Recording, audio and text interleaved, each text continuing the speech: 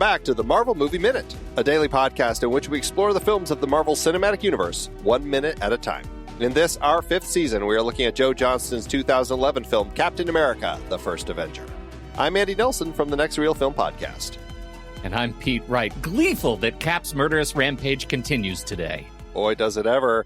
Today we're talking about Minute 102, which begins with Cap leaping onto the drop plane and ends with Cap taking a hit in his tail. Back on the show, it's Ryanne Bennett, Director of News Broadcasts and Content Creator for Black Girl Nerds. Hello, Ryanne. Hello, guys. Yes, we get to figure out what's happened to number 5. I'm so excited. And number 4, because as we find out, right as he hops onto this drop plane to try to stop number 5, number 4 rises. This is the one who had been kicked over the railing by Cap right at the very beginning, before with the rest of them, and now tries to stop Cap, and the two of them get to take a ride, Dr. Strangelove style. I just love it so much. Falling out while they're seated on the rocket. Well, let's talk about this, and talk about also the fact that Cap conveniently drops his shield. How does all this play for you? Conveniently drops his shield? Say more about that. I'm just saying, if he managed to hold on to his shield, if number 4 hadn't knocked it out of his hand, it would have been really hard for him to make it through this next sequence. So it's very convenient story-wise that his shield stays inside the belly of the ship so that he can have this fight on top of the Flagger Parasite. Yes. And congratulations on getting Flagger Parasite into the show again. Every time I just like the way you say it. I don't know. It's a drinking game, but use water. Use water when you do it. Yeah. Please. That's very, I did not even think about that. I was just thinking, how dare he drop the shield? We need this. But yeah, he wouldn't have been able to hold on. Right. Yeah. He would have probably fit into the Flagger Parasite. That too. Because the shield would be too wide to sit in that tiny little cockpit. Exactly. Yeah. Just speaking of the Flagger Parasite, now that we have one in flight, can we just comment just briefly on how big this propeller is? And like the length of the blades on this propeller, they're massive. And I'm sure there's an engineering reason, but there also seems to clearly be a story reason. Yeah. That these things are so big. Yeah. It seems like they're probably, 6 to 8 feet in radius, would you say? It's huge. Yeah. They're huge, and you hear. I mean, they have it built into a great sound. Boom, boom, boom, boom, boom, boom, boom, boom. Right, it's a great sound. So I'm sure that there is something about range related to length of the propeller. Size obviously does matter, and so I think that it's great to see them there. It's probably purposeful. But the fact that we get, one of the horrific death scenes of our Hydra robot cosplay person is just really, it's pretty gratifying and probably the most horrific loss of a Hydra soldier in the movie. Certainly the bloodiest. Well, is this the bloodiest death we've seen in the MCU? Like, can you think of a death that's as bloody as this?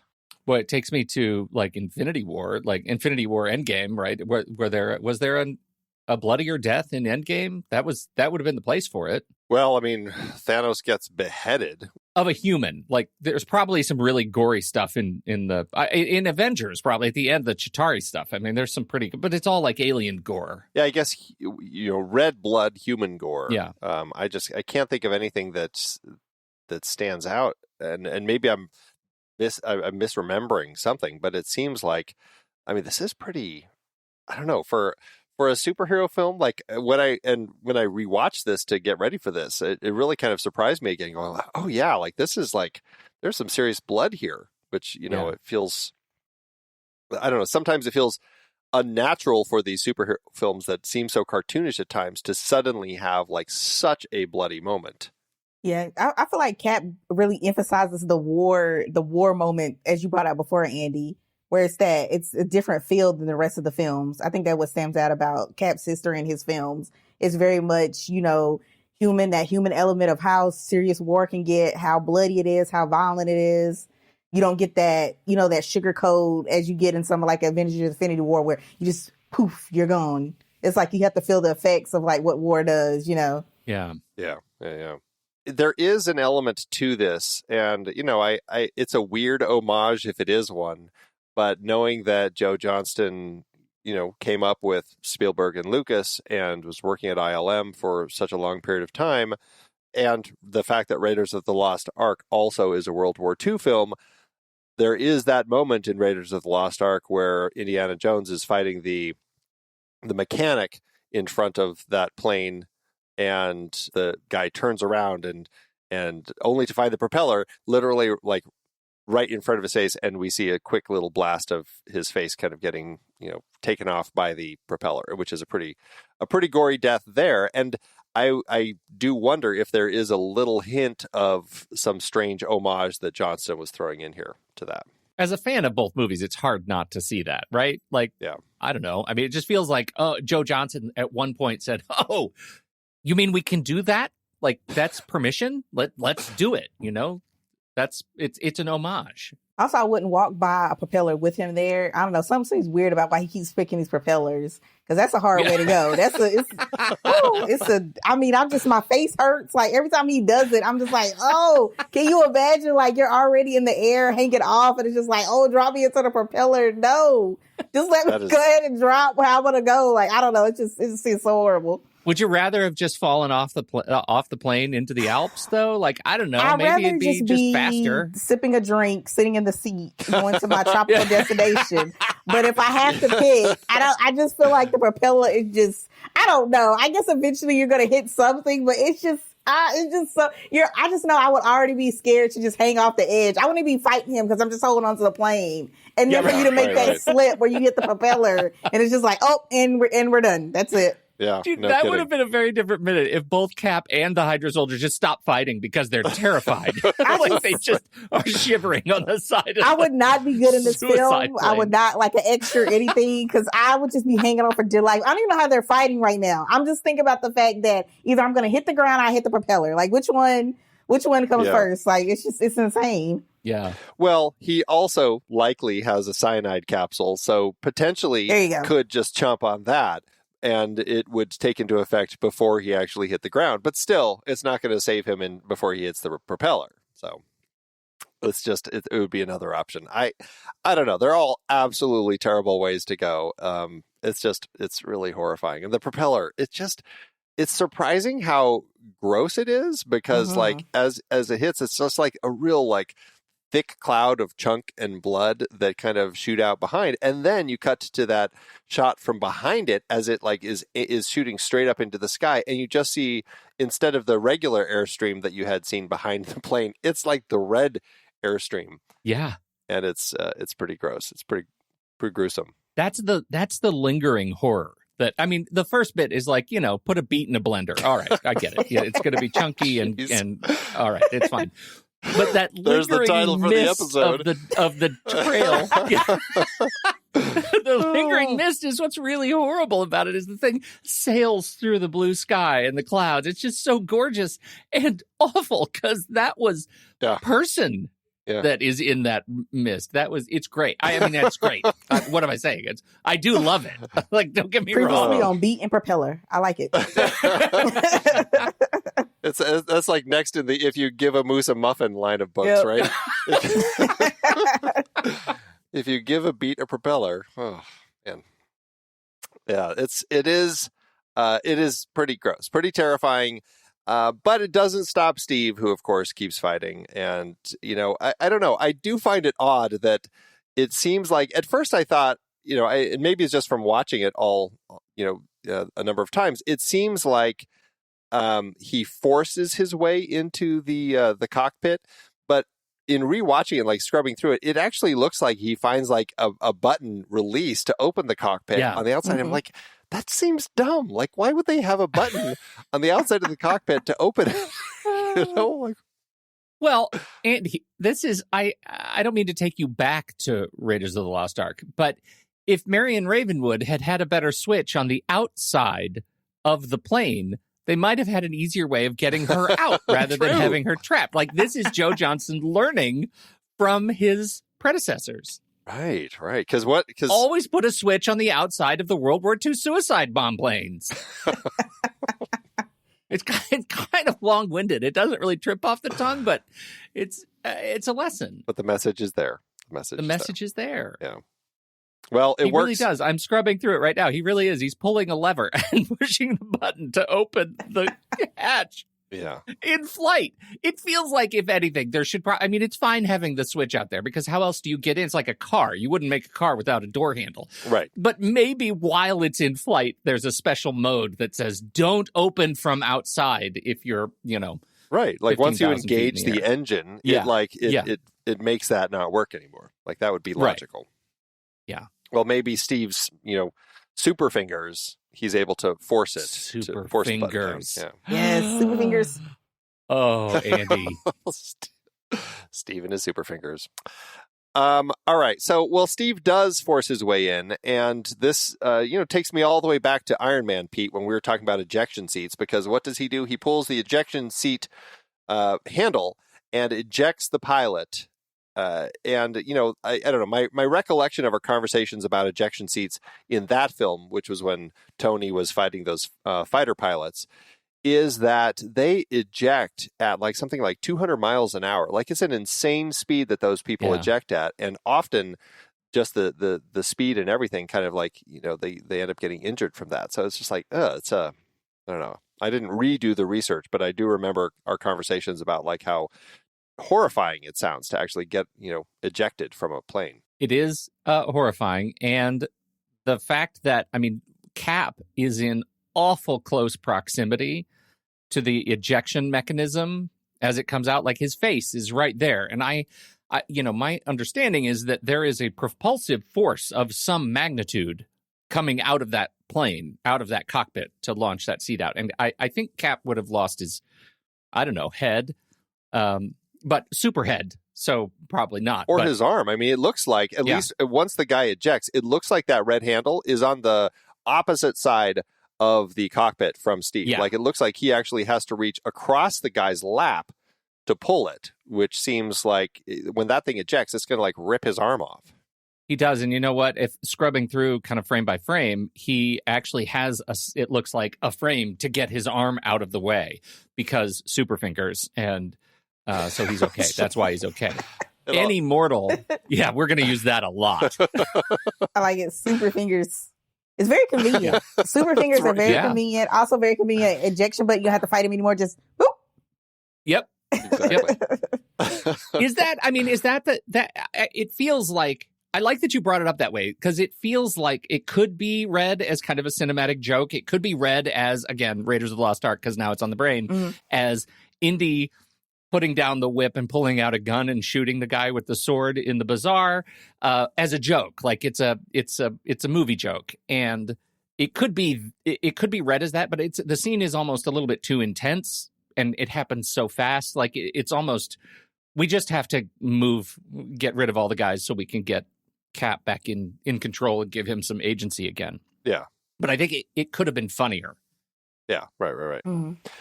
And it is, I guess it's not necessarily funny, but the Hydra pilot who gets ejected, we never actually see the chute go off. So there is that possibility that the chute's broken and he just falls in his chair to the ground. Maybe he was actually, what we don't see is that, the one guy just got blended.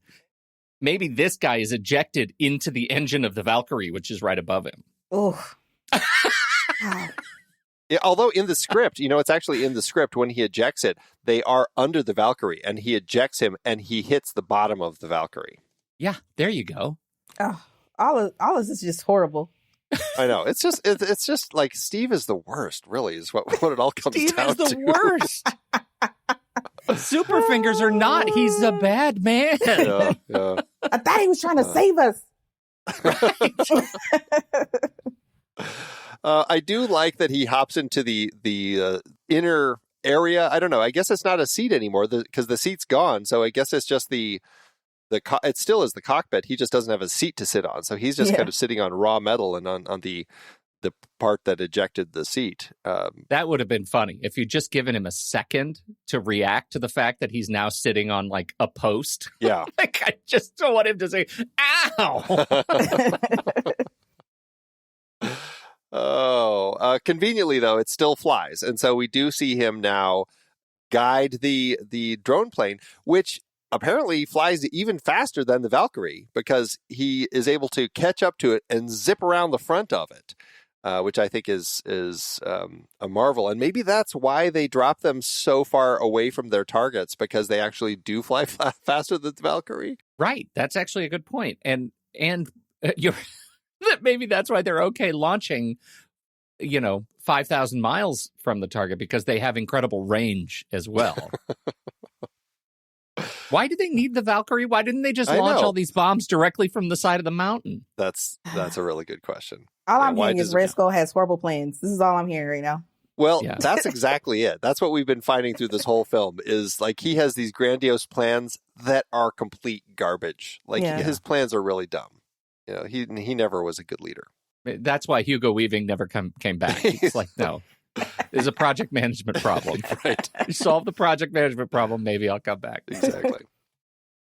We do see him, though, notice Steve in his zippy little drone plane flying past the front of the Valkyrie. And I don't know why he assumes it's Captain America. Like, this is another question I have. I mean, I know he has monitors inside, but we have never seen him. Like, there has not been anything signaling that, hey, Captain America actually made it onto your plane through the wheel well. We just know that, he's got his little cameras, and I don't know. I feel like it would have been a real help to have a camera showing the interior of the where the drop planes are, right? Where he could have seen Captain America fighting his guys. And so he would have known, oh, hey, Captain America is this. Because this could have been number 5 flying the plane right here. And he says, like, I'm just going to shoot you down. Just trying to get back in. Well, you're right. It could have been, but don't you think there's something in Red Skull's mind that's like, okay, these things should not have actually been released. And so if one has been released and is like flying around me, I need to fix that. That can't be. There must be nefarious intent. Don't you think that he would talk to them first, like use a comm and say, hey, where do you think you're going? It's a suicide plane, Andy. There's no comms. He doesn't care. He's like, oh, you're back. Shoot him down. You didn't do what I told you to do. You didn't die for my mission. Yeah. You didn't take this to Chicago. I'm shooting you down. That's right. I don't care. Right. I don't care what you have to say. You're gone. I don't know why you're coming back this direction. That's not what I told you to do. He's very simple. The one direction he told you to follow, do it, or he's like trying to shoot you down, stab you. I don't know. Like, the guy is crazy. It's just, you have to do exactly what he says, or you get, like, I don't know, evaporated or something by the Tesseract. It's just like, do what I tell you to do. That's exactly right. He's a vindictive son of a bitch. If we've learned nothing, that's what we know. Yeah. He's very one note. Do exactly what it tells you to do. He's not going to ask you any questions. Just do it. Well, and I guess that's what we have to assume. At this point, he thinks this is a rogue pilot. Mm-hmm. Like, where do you think you're going? He's like, I don't know what you ate in your breakfast, but I told you to go that direction. You're not going. So bye-bye. Yeah. No, it's crazy. I know that he ran to the Tesseract, or he ran to the Valkyrie because he knew his base was under attack. And so I know that, I guess you could assume that, when things aren't going as planned, perhaps it is because some of of your enemy has made it onto your ship and is working against you. So I guess maybe that's his thinking. But it just, I feel like just a few more shots would have helped explain some of this. That's me wanting Joe Johnston to have given us a little more, and sometimes it is what it is in the case of this film. I would like to see him being furious though on the inside, because I know he had to be pissed at moments. I would have liked to see that. It was very like you got to him as the climax of certain moments were trying to happen, but to your point, just kind of seeing him inside trying to figure out what's going on and trying to run around because there's nobody around him. He's just running from end to end, trying to figure out what he can do. Is always like that frustrating moment for the villain. Like, what else do I have? What else can I do next? Right. Yeah. Give us a little more. Show him, stewing and working out some plans. Again, project management problem. But Andy, can I ask for an engineering sidebar? No, please. I want to go back a lot of seconds to second 6. In the minute. All right, way back. Second 6 in the minute is the New York plane, or New York bomb. Yep. Flagrante delicto, whatever you call it. Flagrante delicto. the Flieger Parasite. It's falling, so it's disengaged, right? Yeah. There is the cutout for the bay doors. Right. Seems to indicate that the giant propeller is actually on the outside of the Valkyrie. It is. When you see it, like all those last minutes last week, when we saw the Valkyrie flying, those 8 propellers in the back are the bombs. Those are the bombs, correct. All right. So I'm there. I'm there. But then when you go back, or when you go forward to, I think, second, there's a fist fight, fisticuffed, and then it cuts back up. I'm looking for where the other. I guess now I'm frozen on frame 11. I see 2, and there's one kind of in the middle that looks like there are 2 kind of in the middle that look like they've fallen. Okay, right. I get it. Yeah. I get it. Yeah. So those that does answer the question for me. That those propellers are. I guess the plane gets slower as they drop the bombs. Well, according to the book, and it's, again, never really explained in the film, but according to the book, the plane doesn't need those to actually fly. They are there because of Tesseract energy. Because of that's the assumption. It's flying with like Tesseract energy, something like that. Yeah. It's flying with those 2 rocket engines at the back, which I guess are propelled by the Tesseract energy. So these propellers are there just kind of to guide it along, but they don't need to be there. Well, because the whole Valkyrie is a hybrid. Apparently, it's a hybrid. It's like the Prius. That's what it is. It is. Yes, enemy airships. Right.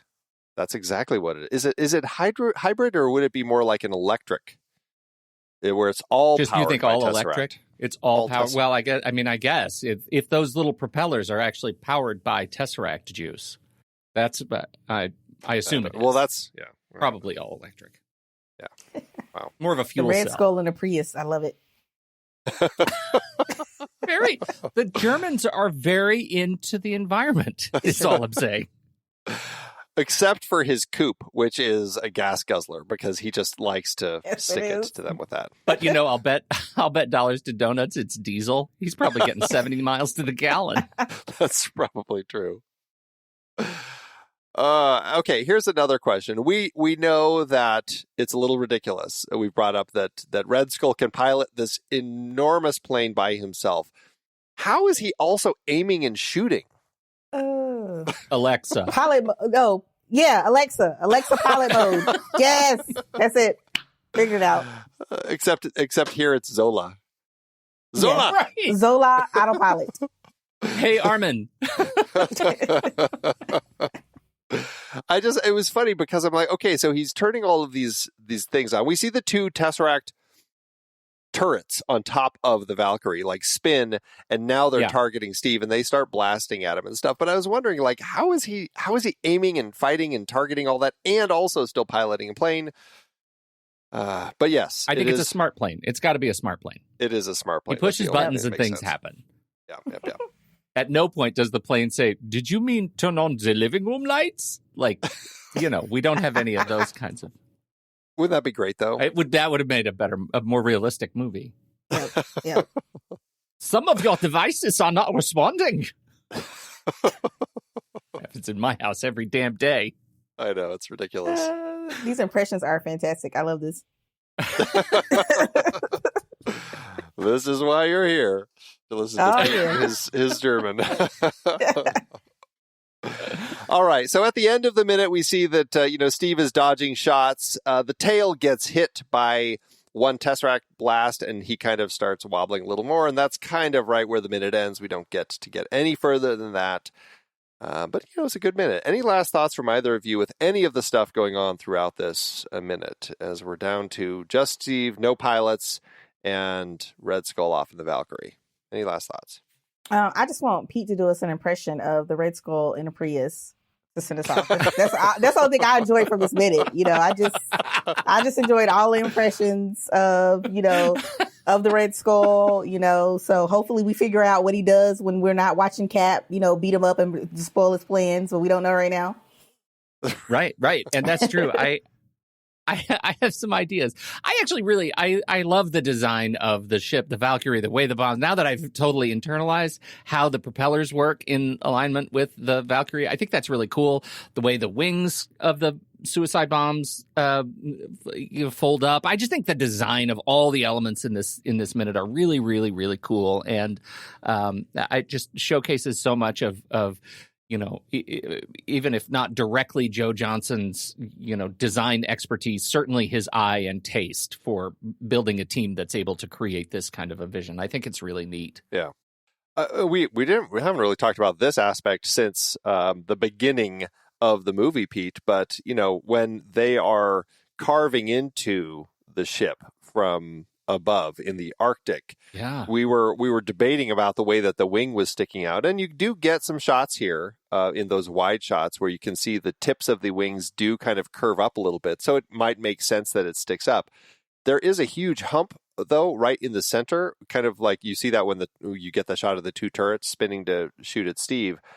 And that also, like, I guess I end up wondering, like, where were they carving into when they cut into the ship, because it seemed very flat and level when they did it. And when they go into the ship, the entire interior seems completely level. Yeah. So it does make me wonder exactly at what point on the ship they did actually carve into it. There seems to be a little bit of discontinuity, because the only way I could wrap my head around that is that they had to carve through a lot of ice, because that part of the ship must have been buried much lower than the wing part that was sticking up, right? And that it was at such a down angle that they had to go through a lot of ice and snow to get to the actual ship where they drilled in, because where they drilled in was right in the middle. Yeah, right. But 200 feet away from the wingtip. So it's a curious. There's actually I do love. There's sort of a hero second. It is the second 56 or 7 where you get the Valkyrie in the background. You get Cap, like his head is down and the rim of the flagrante delicto is right at his face level, and so all you get is this helmet profile with the white wing on the side of his helmet, and it's so cool. Like, as murderous as Cap is, it's very cool, and maybe just a little bit patriotic to have him. I'd put that as a poster up on my wall, just Cap lowered down. That's cool. It's all good because of the wing, huh? Is that what you're saying? Yeah. The wing makes it. The hero shot. It is a hero shot. All right. Well, let's wrap this up. We'll be back tomorrow to talk about minute 103. So Ryan, remind everybody again about what you're up to out there on the interwebs. Black Girl Nerds, when I'm not up way too early with coffee and soda, because I'm also in news broadcasting. I get to take a little break from the craziness of the world and talk superheroes with Black Girl Nerds. And you can find us on all social media platforms. You can find me at November Bear on Twitter and Ryan Ben on Instagram. And anytime I can talk about Marvel, you guys already know I'm here. And, I'm excited to get to the next minute. I'm ready. All right. Well, with that, let's close up shop for this minute. Thanks, Ryan, so much. We appreciate you joining us today and all week. So we are glad to have you here. And Pete, thanks as always. No, Andy. You get to call me Super Fingers. Until next time, true believers.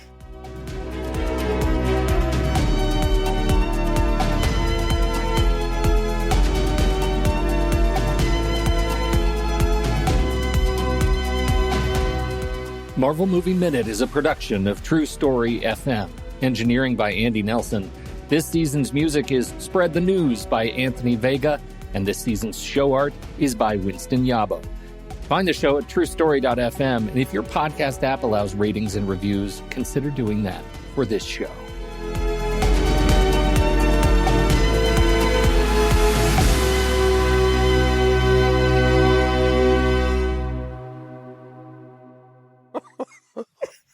So gross. I just said it, and it's just gross. Is that? Yeah, Let's not ever use that again. I think in every episode like that, personally.